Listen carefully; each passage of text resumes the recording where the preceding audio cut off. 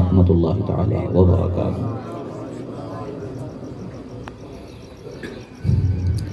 الحمد للہ رب العالمین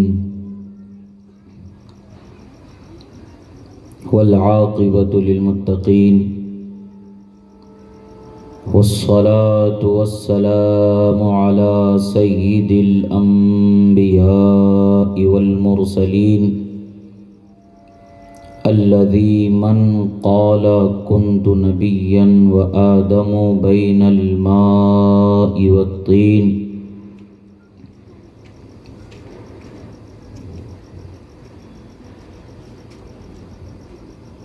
وعلى سائر الأنبياء والمرسلين وملائكته المقربين والخلفاء الراشدين لا سيما على خير البشر بعد الأنبياء بالتحقيق أمير المؤمنين سيدنا أبي بكر الصديق رضی اللہ تعالی عنہ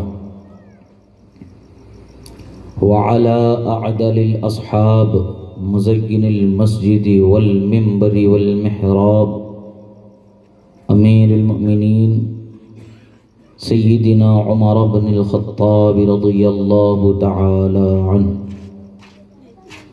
وعلى جامع القرآن کامل الحیاء والایمان ذی النورین امیر المؤمنین سیدنا عثمان بن عفان رضی اللہ تعالی عنہ وعلى اسد اللہ الغالب امام المشارق والمغارب حلال المشکلات والنوائب دفاع المعضلات والمصائب اخی الرسول وزوج البتول امیر المؤمنین سیدنا علی بن ابی طالب کرم اللہ تعالی وجہہ الکریم وعلى سائر الصحابة والأهل بيت رضوان الله عليهم أجمعين والتابعين المعظمين لا سيما على قدوة المجتهدين الإمام الأعظم أبي حنيفة نعمان بن ثابت رضي الله تعالى عنه وعلى سائر أئمة الملة والدين والمحدثين الكاملين والعلماء الربانيين والأولياء الكاملين الواصلين لا سيما على قدوة الواصلين إمام المشتاقين شمس العارفين بدر الكاملين محي الدين أبي محمد سيدنا عبد القادر الحسني الحسيني الجعفري الجيلاني رضي الله تعالى عنه ومن تبعهم بإحسان إلى يوم الدين أما بعد فقد قال الله تبارك وتعالى في القرآن المجيد والفرقان الحميد أعوذ بالله من الشيطان الرجيم بسم الله الرحمن الرحيم وعباد الرحمن الذين يمشون على الأرض هونا وإذا خاطبهم الجاهلون قالوا سلاما والذين يبيتون لربهم سجدا وقياما صدق الله مولانا العظيم وصدق رسوله النبي الأمين الكريم ونحن على ذلك لمن الشاهدين والشاكرين والحمد للہ رب العالمین۔ غوث اعظم ومن بے سرو ساما مدد قبلہ دی مدد کعبہ ایما مدد امداد کن از بند غم آزاد کن در دین و دنیا شاد کن یا غوث اعظم دستگیر المدد شیئا للہ المدد شیئا للہ المدد شیئا للہ۔ ایک مرتبہ عقیدت و محبت کے ساتھ درود شریف پڑھیں۔ اللہم صلی علی سیدنا نبینا مولانا محمد عدد ما فی علم اللہ صلاة دائمة بدوام ملک اللہ وعلا آلہ و اصحابہ اجمعین۔ ایک مرتبہ اور نبی و آل نبی پر درود شریف پڑھیں۔ اللہم صلی علی سیدنا نبینا مولانا محمد عدد ما فی علم اللہ صلاة دائمة بدوام ملک اللہ وعلا آلہ و اصحابہ اجمعین۔ اللہ رب العزت کا بے پناہ شکر احسان کہ اللہ رب العزت نے ہمیں اس کے حبیب صلی اللہ تعالیٰ علیہ وسلم کا چاہنے والا بنایا اور آپ کے ہر دو نسبت اصحاب نبی و اہل بیت نبی سے بھی محبت رکھنے والا بنایا، ان کی اتباع اور ان کے راستے پر چلنے والا بنایا۔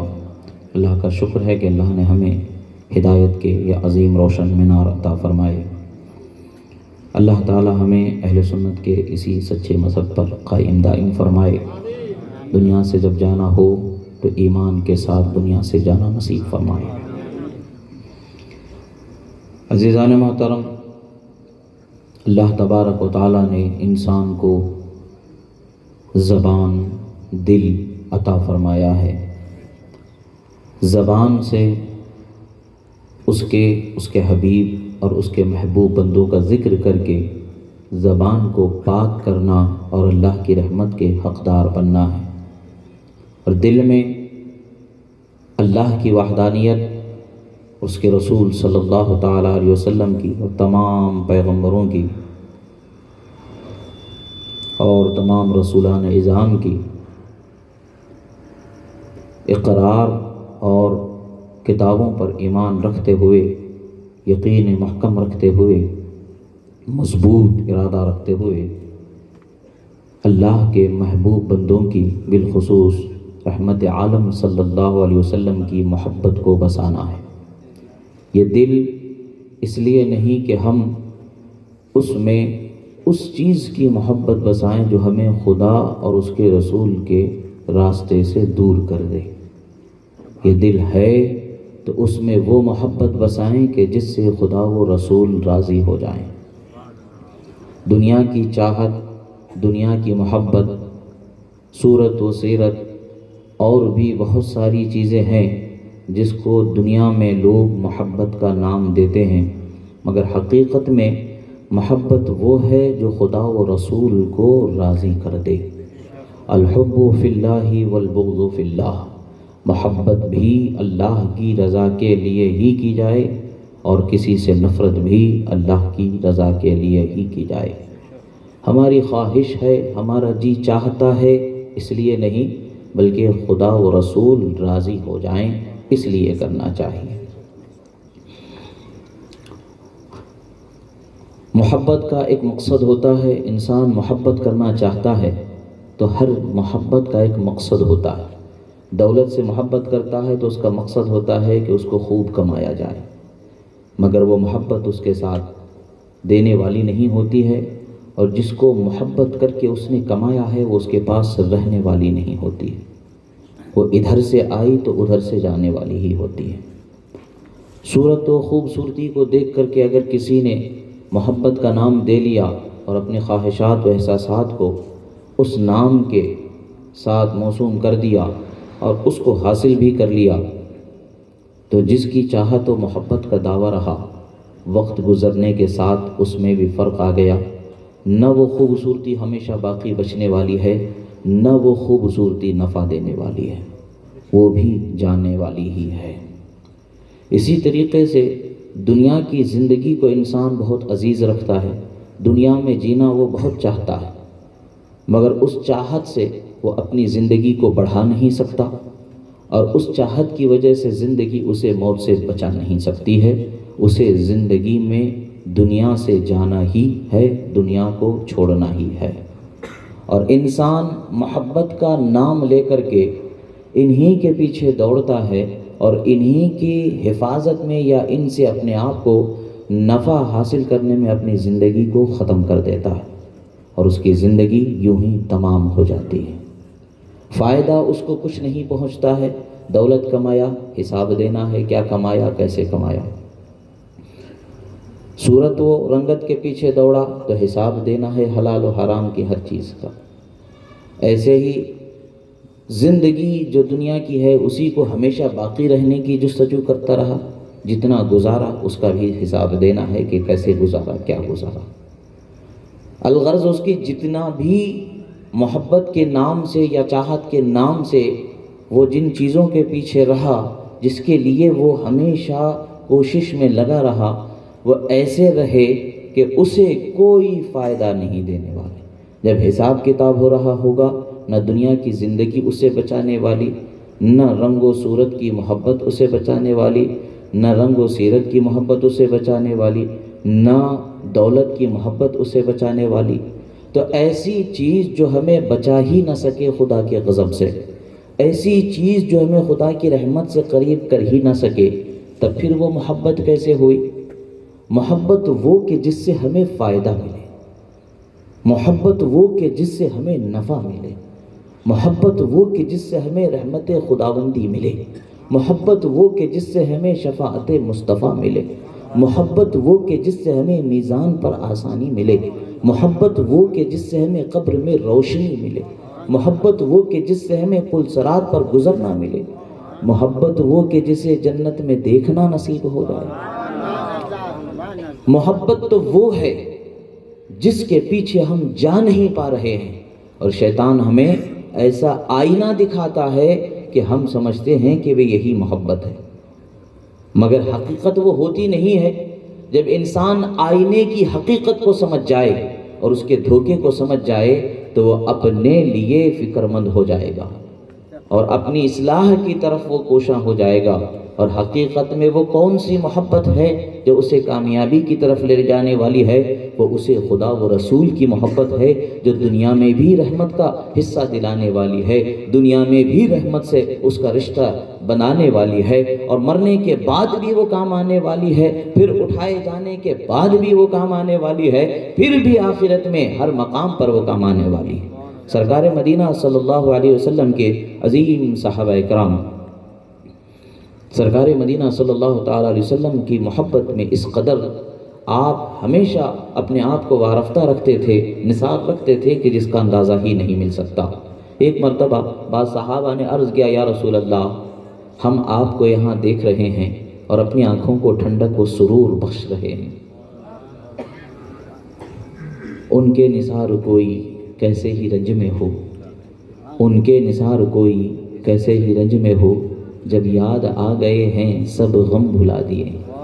سرکار کا یاد آنا ہی ہر غم کو بھلا دینا ہے، تو سرکار کا دیکھنا کس قدر افضل و اعلیٰ ہوگا، کس قدر انسان کے غموں سے اسے بچانے والا ہوگا، کس قدر وہ ان پر رحمتوں کو لانے والا ہوگا۔ جب ان کے محبوب بندوں کا، ان کی بارگاہ میں مقرب ہستیوں کا دیکھنا جب اللہ کی بارگاہ میں مقبول ہو جاتا ہے اور اس پر ہمارے لیے ثواب لکھا جاتا ہے، تو پھر جن کے صدقے میں سب کچھ ہے، وہ منبع جو اصل ہیں، پھر ان کی شان کا کیا عالم ہوگا، ان کے مقام و رتبے کا کیا عالم ہوگا، ہم اندازہ ہی نہیں کر سکتے۔ صحابہ نے عرض کیا، یا رسول اللہ صلی اللہ علیہ وسلم، یہاں تو آنکھوں کو دیکھ کر کے ہم اپنے آپ کو دیکھ کر کے آنکھوں کو ٹھنڈک پہنچا رہے ہیں، ٹھنڈک ہمیں حاصل ہو رہی ہے، ہمیں سکون مل رہا ہے۔ آپ کا مرتبہ تو آپ تو سید الانبیاء، سرور انبیاء، جنت میں آپ کا وہ مقام ہوگا، وہ مقام ہوگا کہ جس کا تصور ہم اپنے مقام کا مثال ہے، یعنی ہم اپنا جو مقام ہمیں ملنے والا ہے، ایک عام سے جنتی کو جو جنت میں مقام ملے گا، جب عام سے جنتی کے مقام کا اندازہ ہی نہیں لگایا جا سکتا ہے، تو پھر سید الانبیاء رحمت للعالمین وجہ وجود کائنات کے مقام کا عالم کیا ہوگا؟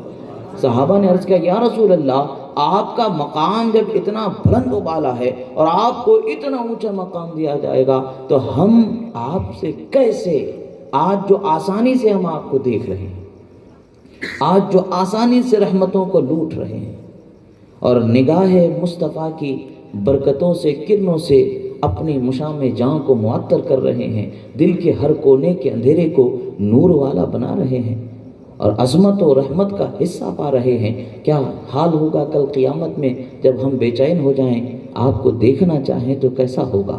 ایک عاشق اپنے عشق کے انداز کا اظہار کرتا ہے۔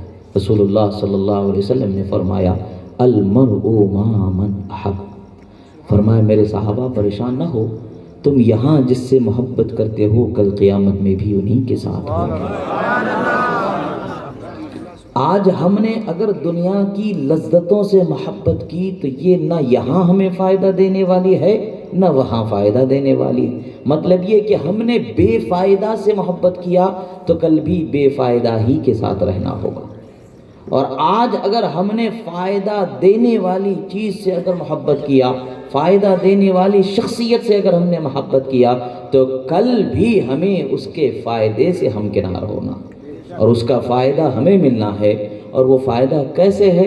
اللہ کے رسول صلی اللہ علیہ وسلم فرماتے ہیں، عن ابن عباس رضی اللہ تعالی عنہما فرماتے ہیں کہ احب اللہ لما یغذوکم من نعمت واحبونی لحب اللہ واحب اہل بیتی لحبی، رواہ الترمذی۔ آپ فرماتے ہیں کہ اللہ سے محبت کرو کہ اس نے تمہیں نعمتیں عطا فرمائی، ایمان بخشا، جان بخشا، عقل بخشا، ہوش بخشا، انسان بنایا۔ سب سے بڑی نعمت تو بغیر آزمائش کے ہمیں ایمان والا بنا لیا۔ یہ ایسی نعمت ہے کہ زندگی بھر ہم اگر اس کا شکر بجا لائیں تب بھی ہم اس کا حق نہیں ادا کر سکتے۔ اور ایمان کے دعوے دار تو بہت ہیں، مگر اللہ نے ہمیں سچے ایمان والوں میں رکھا، یہ اس کا بڑا فضل و احسان۔ سچے طریقے پر اللہ نے رکھا، نبی کے طریقے پر رکھا، شہداء کے صدیقین کے طریقے پر رکھا، شہداء کے طریقے پر رکھا، صالحین کے طریقے پر رکھا، یعنی اہل سنت و جماعت کے طریقے پر اللہ نے رکھا۔ یہ اللہ کا بے پناہ فضل و احسان۔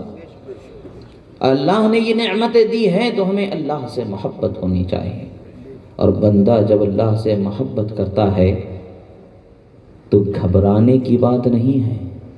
حضرت مولا علی کا ایک فرمان یاد آ رہا ہے، آپ فرماتے ہیں کہ جو خدا سے محبت کرنے والا ہے وہ اپنے آپ کو آزمائش کے لیے تیار رکھنا چاہیے۔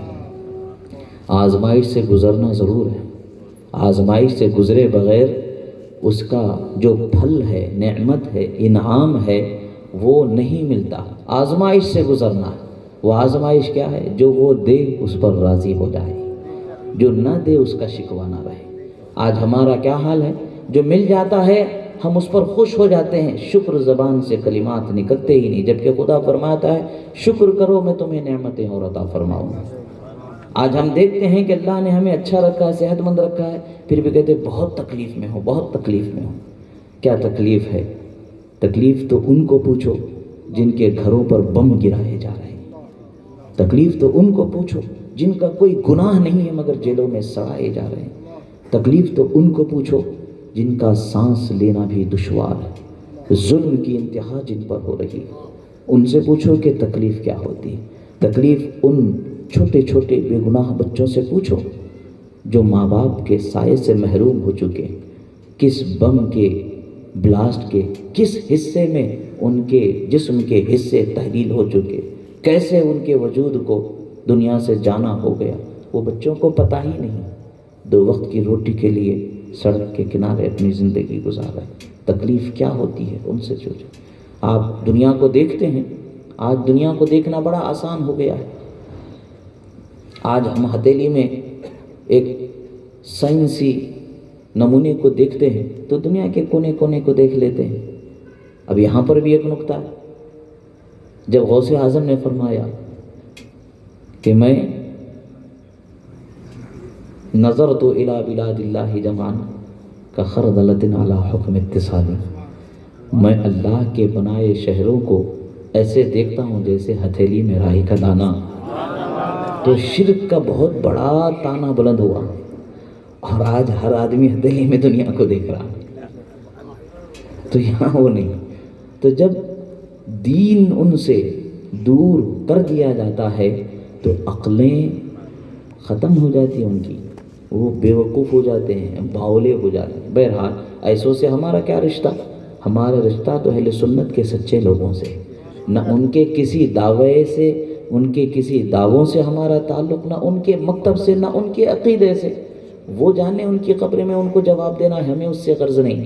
ہمیں تو اپنی قبر کی فکر ہے، جس کی حفاظت ہمیں جو خدا نے راستہ بتایا ہے اور خدا کے رسول نے جو راستہ بتایا ہے وہ سچے اہل سنت کے راستے پر ہی رہنا ہے۔ اور آپ پھر فرماتے، سرکار نے فرمایا وَأَحِبُّونِي لِحُبِّ اللَّهِ، اور مجھ سے محبت کرو خدا کی محبت و رضا میں۔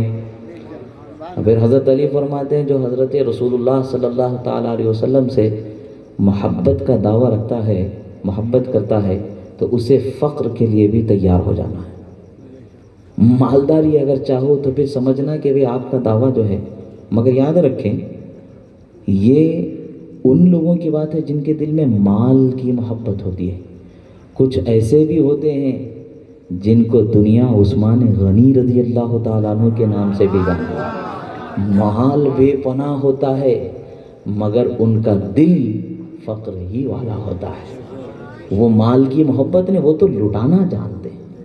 یہ ہم جیسوں کے لیے جو حضرات ہمارے اکابر ہیں جن کو اللہ نے دیا ہے تو ان کی شان جدا ہے، ان کو اس میں شامل ہے رکھنا۔ مستثنا جو ہوتا ہے وہ اپنی جگہ پر مسلم ہوتا ہے، ہر چیز کو کھینچ کے لا کے اس میں فٹ نہیں کرنا۔ فرماتے ہیں کہ غریبی کے لیے تیار رہنا ہے۔ مطلب کیا ہے؟ غریبی ہمارے لیے پریشانی کی بات نہیں ہے، اس لیے کہ غریبوں کی مدد کرنے والے غریبوں کی آقا رحمت عالم صلی اللہ تعالیٰ علیہ وسلم جلوہ فرما۔ اعلیٰ حضرت کا شعر ہے، ہم غریبوں کے آقا پہ بے حد درود، ہم فقیروں کی ثروت پہ لاکھوں سلام۔ تو اسی طرف اشارہ ہے، ہم غریبوں کے آقا ہماری دستگیری کو جلوہ فرما ہے، خدا نے انہیں اپنی عطا سے مالک و مختار بنایا ہے، وہ ہماری دستگیری فرماتے ہیں۔ اور یاد رکھیں مال کا زیادہ مل جانا بھی آزمائش ہے، جتنا ملے گا اتنے کا حساب نہیں دے سکتے ہم۔ حضرت صدیق اکبر نہیں کہ حساب دے کے گزر جائیں، حضرت فاروق اعظم نہیں کہ حساب دے کر کے گزر جائیں، ام المؤمنین حضرت بی بی خدیجہ الکبریٰ رضی اللہ تعالیٰ عنہ نہیں کہ حساب دے کر کے گزر جائیں، حضرت ذوالنورین عثمان غنی نہیں کہ حساب دے کر کے گزر جائیں، حضرت مولا علی شیر خدا فاتح خیبر نہیں کہ حساب دے کے گزر جائیں، کیونکہ انہوں نے مال جو بھی دیا خدا کی راہ میں ہی لٹایا۔ اور ہمارے پاس جو کچھ ہے ہم لٹاتے کم ہے، گنواتے زیادہ ہے۔ جب راہ خدا میں دینے کی بات آتی ہے، کسی غریب کو دینے کی بات آتی ہے تو ہم چلر ڈھونڈتے ہیں، کم سے کم ڈھونڈتے ہیں۔ وہ کیسے ہوتے ہیں؟ ایک واقعہ یاد آ رہا ہے، حضرت امام حسن مجتبیٰ رضی اللہ تعالیٰ عنہ، حضرت امام حسین رضی اللہ تعالیٰ عنہ، اور حضرت عبداللہ بن زبیر، حضرت عبداللہ ابن جعفر رضی اللہ تعالیٰ عنہ، یہ تینوں حضرات ایک سفر میں تشریف لے جاتے ہیں۔ آپ کے سفر کے ساتھ میں جو کھانے پینے کی چیزیں ہوتی ہیں وہ دور رہ گئے، سفر کافی طویل ہو گیا، تو ایک وادی سے گزر ہوا، وادی سے کہ وہاں ایک بڑھیا کی جھوپڑی تھی، آپ اس کے یہاں مہمان ہوتے ہیں، بڑھیا بکری کا دودھ بھی پلاتی ہے اور بکری کو ذبح کر کے بھی کھلا دیتی ہے۔ تینوں حضرات نے کہا بڑی بھی جب بھی تمہیں مدینہ آنا ہوگا، ہم مدینے میں ہیں، تم مدینے میں آؤ تو ضرور ہم تمہارا اس احسان کا بدلہ چکائیں گے۔ بڑی بھی تو کچھ عرب کی عادت ہوتی ہے کہ وہ مہمان کے ساتھ بڑی فراخ دلی سے پیش آتے ہیں۔ آج ہمارے پاس مہمان آتا ہے تو ہم پریشان ہو جاتے ہیں کیا کھلانا، کیونکہ چھپانا زیادہ ہم کو پسند ہے، کھلانا کم پسند ہوتا ہے۔ مگر کچھ لوگ ایسے ہوتے ہیں کھلانے کا یہ مطلب نہیں کہ ٹھوس ٹھوس کے کھلاتے ہیں، الٹا وہ زحمت ہو جاتی ہے۔ کچھ لوگ ایسے بھی ہوتے ہیں وہ ظلم ہو جاتا ہے، بہت لوگ ایسے ہوتے ہیں کہ جو محبت کے وہ اتنا زیادہ ٹوس ٹوس کے کھلاتے ہیں کہ کھا کے آدمی پریشان ہو جاتا ہے۔ وہ بھی طریقہ نہیں صحیح، یہ بھی طریقہ صحیح نہیں۔ جب اس بڑھیا کا شوہر آیا اس نے کہا کہ اے بڑھیا عورت بے وقوف، جس کو تو نہ پہچانتی ہے نہ جانتی ہے، ان کے لیے جو ایک بکری ہماری تھی اس کو بھی کاٹ کے کھلا دی، اب کیا ہے ہمارے پاس؟ کچھ بھی تو نہیں بچا، کم سے کم اس کا دودھ تو پیتے تھے ہم دو لوگ۔ بہرحال بڑی بھی نے کہا مہمان تھے میں نے کھلا دیا، اب جو ہوگا ہوگا دیکھا جائے گا۔ کچھ دن گزرے کہ حال یہ ہوا کہ وہ غریبی سے پریشان ہو گئے، دھیرے دھیرے وہ وادی سے نکل کر کے شہر کی طرف بڑھے، مدینہ النبی صلی اللہ تعالیٰ علیہ وسلم میں ان کا گزر ہوا۔ اونٹ کی جو لید ہوا کرتی ہے اس کو جمع کر کے، جیسے جنگل میں کھاد وغیرہ میں جس کا استعمال ہوتا ہے اس طریقے سے سڑکوں سے اس کو چن چن کے گری پڑی چیزیں جیسی ہوتی اس کو جمع کر کے اپنی گزر بسر کا انتظام کرنے لگے۔ ایک مرتبہ حضرت امام حسن مجتبیٰ رضی اللہ تعالیٰ عنہ کی نظر پڑ گئی۔ آپ نے فرمایا بڑی بھی آپ نے پہچانا؟ بولے میں نہیں پہچان پائی۔ کہتے ہیں میں وہی ہوں جو ایک مرتبہ آپ کے پاس مہمان ہوا تھا اور میرے ساتھ دونوں بھائی بھی تھے، جس کو آپ نے مہمان بنایا تھا، اور ایک لوتی بکری جو آپ کے پاس سوائے اس کے کچھ اثاثہ ہی نہیں تھا، کچھ بھی نہیں تھا گھر میں، اس کو ہی کاٹ کر کے آپ نے کھلا دیا تھا۔ بولے ہاں اب یاد آیا۔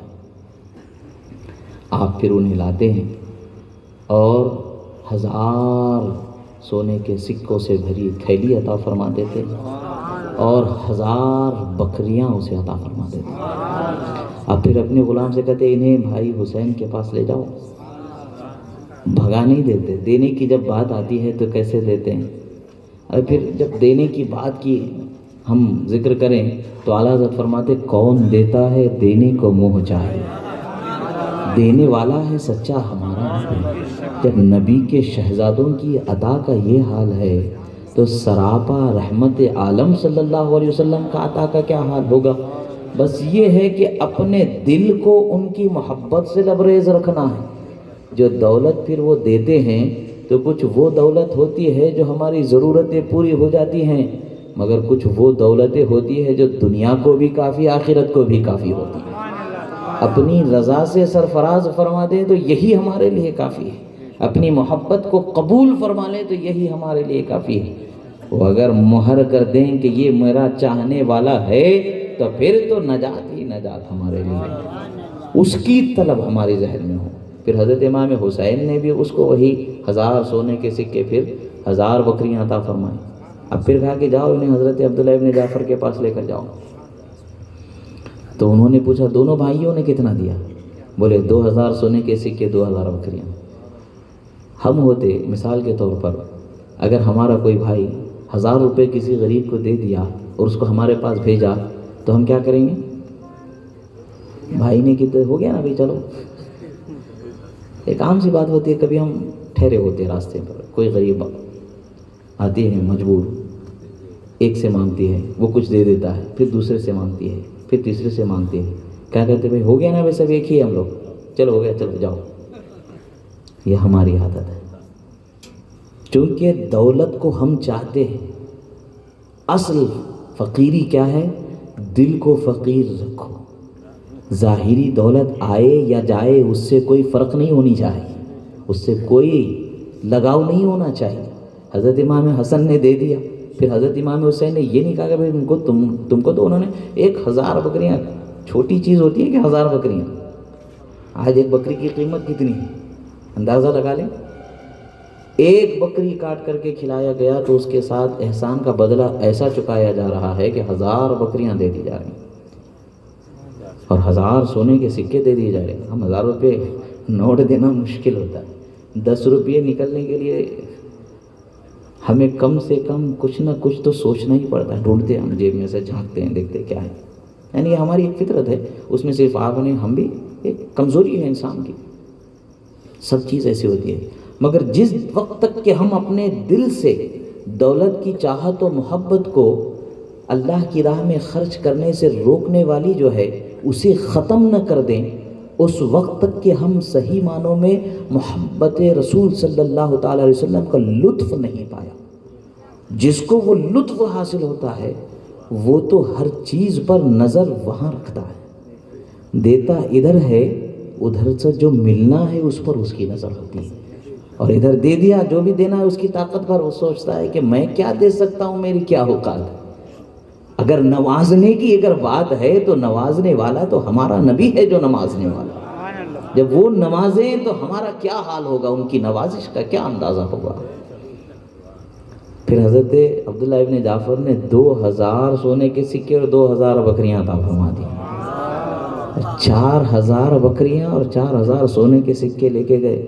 اب ڈھونڈ رہی بڑی بھی بڑے میاں اجی کہاں ہیں؟ تم نے اس وقت پر تانا دیا تھا کہ انجان لوگوں کو میں نے بکری کاٹ کے کھلا دی تھی، مگر وہ انجان ایسے سخی نکلے کہ دیکھو ہماری پشتیں بیٹھ کر کے کھائیں اتنا نواز دیا. اور کیوں نہ نوازے, وہ تو سخی ابن سخی سخی. عزیزان محترم, پھر حضرت رسول اللہ صلی اللہ تعالی علیہ وسلم نے فرمایا وَأَحِبُّ أَهْلَ بَيْتِي لِحُبِّي, میری محبت و رضا کے طلب میں میری اہل بیت سے محبت کرو. اور پھر اعلیٰ مولا علی شیر خدا رضی اللہ تعالیٰ عنہ ارشاد فرماتے ہیں, اب یاد رکھو جو مجھ سے محبت کرے گا تو اس سے دشمنی بھی بہت کی جائے گی, دشمنی کے لیے بھی تیار ہو. جو محبت مجھ سے کرے گا دشمنی کی آزمائش سے بھی گزرنا پڑے گا, ستایا بھی بہت جائے گا. مگر یاد رکھیں صحابہ کرام کی زندگی کیسے تھی, وہ آپس میں ایک دوسرے کو پہچاننا چاہتے. کوئی نئے آدمی کے گھسے ہوئے کے ایمان و نفاق کا پتہ لگانا چاہتے تو آپ حضرت مولائے کائنات کا ذکر شروع فرما دیا کرتے, اور چہرے بگڑ جاتے تو جان لیتے کہ یہ ہم میں سے نہیں ہے, ادھر کا ہے آ گیا, یہ وہی بکری سے بکریوں کے جو ریوڑ تھا اس سے نکل کے بھٹکا ہوا ہے. ابھی جیسا حضرت نے فرمایا نکلا ہوا ہے, ہم میں سے نہیں ہے. اور اگر اس کا چہرہ کھل جاتا تو فرماتے یہ تو ہم میں سے ہے, یہ اپنا ہے, یہ ہمارا ہے, یہ ہمارے ساتھ ملا ہوا ہے, یہ جماعت میں اس کا شمار ہے, جس پر اللہ کی مہربانی و رحمت ہے. عزیزان محترم, ہمارے سامنے اہل بیت کی ہو یا صحابہ کرام کی ہو, محبت کا اصل مقصد یہی ہے کہ ہم آخرت میں ان سے نفع پائیں, دنیا میں ہدایت کے راستے پر جمے رہیں. اگر ہم اپنے مقصد کو چھوڑ کر کے ہزاروں دعوے کر لیں مگر یہ دعوے ہمیں کام نہیں آنے والے جب تک کہ ہم اپنے دعووں میں سچے نہ ہو جائیں. اللہ تبارک و تعالیٰ آپ کو اور ہم کو صحابہ و اہل بیت اہل اللہ سے, بالخصوص نبی رحمت صلی اللہ علیہ وسلم سے سچی محبت عطا فرمائے, اور اس دعوے محبت میں ہمیں صادق فرمائے. دنیا میں بھی ہدایت پر قائم رکھ کے ان کی محبت کا ہمیں ثمرہ عطا فرمائے, آخرت میں بخشش فرما کر کے ہمیں ان کی محبت کا ثمرہ عطا فرمائے. اقول قولی ھذا استغفر اللہ لی ولکم ولسائر المؤمنین. الحمد للہ علی ما اصبت واستغفر اللہ علی ما اخطأت. اقول قولی ھذا استغفر اللہ لی ولکم ولسائر المؤمنین. السلام علیکم ورحمۃ اللہ تعالی وبرکاتہ.